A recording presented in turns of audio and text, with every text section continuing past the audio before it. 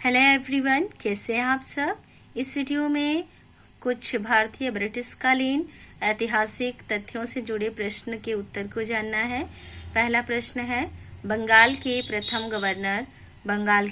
Governor general और भारत के प्रथम गवर्नर जनरल व भारत के प्रथम वायसराय का नाम लिखिए। तो 23 जून 1757 को प्लासी का युद्ध हुआ था और अंग्रेजों की तरफ से इस युद्ध की अध्यक्षता या नेतृत्व कह लीजिए लॉर्ड क्लाइव ने संभाला था। प्लासी के युद्ध में अंग्रेजों को जीत हासिल हुई थी और उसके बाद बंगाल पर अधिकार हो गया था अंग्रेजों का। तो बंगाल का पहला गवर्नर 1757 में लॉर्ड क्लाइव को बनाया गया। इसके बाद देखिए, बंगाल के प्रथम गवर्नर जनरल की अगर हम बात करें तो 1773 में रेगुलेटिंग एक्ट पारित किया गया और 1773 के रेगुलेटिंग एक्ट के तहत बंगाल का पहला गवर्नर जनरल वारेन हेस्टिंग्स को बनाया गया 1773 में। इसके बाद भारत के अगर प्रथम गवर्नर जनरल की बात करें तो बंगाल के तो प्रथम या पहले गवर्नर जनरल हैं वारेन हेस्टिंग्स और भारत के पहले गवर्नर जनरल हैं लॉर्ड विलियम बेंटिंग 1833 में बनाए गए। और भारत के अंतिम गवर्नर जनरल हैं लॉर्ड कैनिंग। और उसके बाद भारत के पहले वायसराय हैं लॉर्ड कैनिंग। अंतिम गवर्नर जनरल लॉर्ड कैनिंग है और पहले वायसराय लॉर्ड कैनिंग है, क्योंकि 1857 में प्रथम स्वतंत्रता संग्राम हुआ जिसमें जो है भारतीयों का भारतवासियों का जो ये संग्राम था पहला प्रथम स्वतंत्रता संग्राम, इसमें असफलता भारतीयों को मिली और उसके बाद ब्रिटिश ताज के अधीन भारत हो गया और 1858 में लॉर्ड कैनिंग को पहला वायसराय बनाया गया। भारत का अंतिम वायसराय लॉर्ड माउंटबेटन है 1947 में और 15 अगस्त 1947 को भारत अंग्रेजों से स्वतंत्र हुआ, आजाद हुआ और आजाद भारत के पहले गवर्नर जनरल लॉर्ड माउंटबेटन है। 15 अगस्त 1947 से 21 जून 1948 तक भारत के या स्वतंत्र भारत के पहले गवर्नर जनरल लॉर्ड माउंटबेटन थे। और स्वतंत्र भारत के पहले, आजाद भारत के पहले यानी 1947 के बाद से आजाद भारत के पहले और अंतिम भारतीय गवर्नर जनरल चक्रवर्ती राजगोपालाचारी हैं और 1948 से 1950 तक इनका पद कार्यकाल है और 1950 में गवर्नर जनरल के पद को समाप्त कर दिया गया, यानी खत्म कर दिया गया, बंद कर दिया गया इस पद को। तो इसमें देखिए, भारत में 1757 में बंगाल से गवर्नर पद की शुरुआत हुई और उसके बाद बंगाल में ही गवर्नर जनरल पद की शुरुआत हुई और उसके बाद भारत के गवर्नर जनरल पद है और उसके बाद वायसराय और वायसराय के बाद आजाद भारत में गवर्नर जनरल का पद है और अंतिम भारतीय गवर्नर जनरल है चक्रवर्ती राजगोपालाचारी। इसके बाद देखिए, दूसरा प्रश्न है, प्रथम स्वतंत्रता संग्राम कब हुआ था। तो प्रथम स्वतंत्रता संग्राम को सैनिक संग्राम भी कहते हैं क्योंकि अंग्रेजों के खिलाफ 1857 में सबसे पहले सैनिकों ने ही विरोध या विद्रोह किया था, इसीलिए प्रथम स्वतंत्रता संग्राम को सैनिक संग्राम भी कहा जाता है, जो 1857 में हुआ था।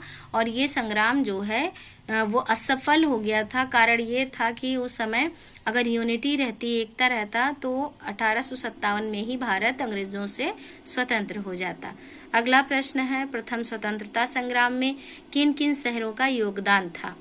तो पहला जो स्वतंत्रता संग्राम या सैनिक संग्राम 1857 में हुआ, उनमें जो है उस संग्राम में उत्तर प्रदेश के ही अधिकतर जो शहर हैं उन्हीं का योगदान था। बाकी और भी क्षेत्र थे लेकिन मुख्य रूप से उत्तर प्रदेश के जो है प्रमुख या अधिकांश शहरों का योगदान अधिक था। बैरकपुर से कहानी शुरू हुई थी। 29 मार्च 1857 को सिपाही मंगल पांडे के द्वारा जो है विरोध किया गया अंग्रेजी हुकूमत का और मंगल पांडे ने इस बात को कहा कि जो कारतूस की जो नली है उसमें क्या है, गाय और सुअर की चर्बी लगी हुई है और इस कारण जो है इनको गिरफ्तार कर लिया गया और फांसी की सजा दे दी गई थी। तो शुरू कहानी हुई 29 मार्च 1857 से पहला विरोध हुआ बैरकपुर में। उसके बाद मेरठ में 9 मई 1857 को सिपाहियों ने, लगभग 85 से 90 सिपाहियों ने एक साथ मना कर दिया था कि वो कारतूस की नली को नहीं खोलेंगे, क्योंकि उसमें गाय और सूअर की चर्बी लगी हुई है। क्योंकि उस जो सैनिक थे ना, उसमें हिंदू और मुसलमान दोनों तरह के भारतीय सैनिक शामिल थे। और इस तरह से ये दूसरा विरोध है अंग्रेजों के खिलाफ, और इसको भी जो है जेल में बंद कर दिया गया था सिपाही, विरोध करने वाले सिपाहियों को। और उसके बाद इलाहाबाद प्रयागराज की अगर हम देखें तो जून 1857 में लियाकत अली ने विरोध किया था अंग्रेजों का, और लियाकत अली के नेतृत्व में विरोध किया गया था अंग्रेजी हुकूमत का। फैजाबाद अयोध्या की बात अगर हम देखें तो मौलवी अहमद उल्ला ने विरोध किया था, या इनके नेतृत्व में विरोध किया गया था, और इनके विरोध को भी जो है दबा दिया अंग्रेजों ने। बहराइच में 1857 में राजा हरदत्त सिंह के नेतृत्व में विरोध हुआ था, और बरेली में खान बहादुर खान के नेतृत्व में, कानपुर में नाना साहब के नेतृत्व में विरोध हुआ था, लखनऊ में बेगम हजरत महल के नेतृत्व में, और आजमगढ़ में बाबू कुंवर सिंह के नेतृत्व में अंग्रेजों का विरोध हुआ, और झांसी में रानी लक्ष्मीबाई के नेतृत्व में अंग्रेजों का विरोध किया गया था। तो इस तरह से आपने देखा कि उत्तर प्रदेश के प्रमुख शहरों का जो प्रथम स्वतंत्रता संग्राम है, इसमें विशेष योगदान रहा है। अगला प्रश्न है 1857 ईस्वी की क्रांति के लिए तिथि निर्धारित की गई थी। तो 31 मई 1857 को जो है सामूहिक रूप से अंग्रेजों का विरोध करने के लिए जो है एक क्रांति के लिए तिथि जो निर्धारित की गई थी वो थी 31 मई 1857।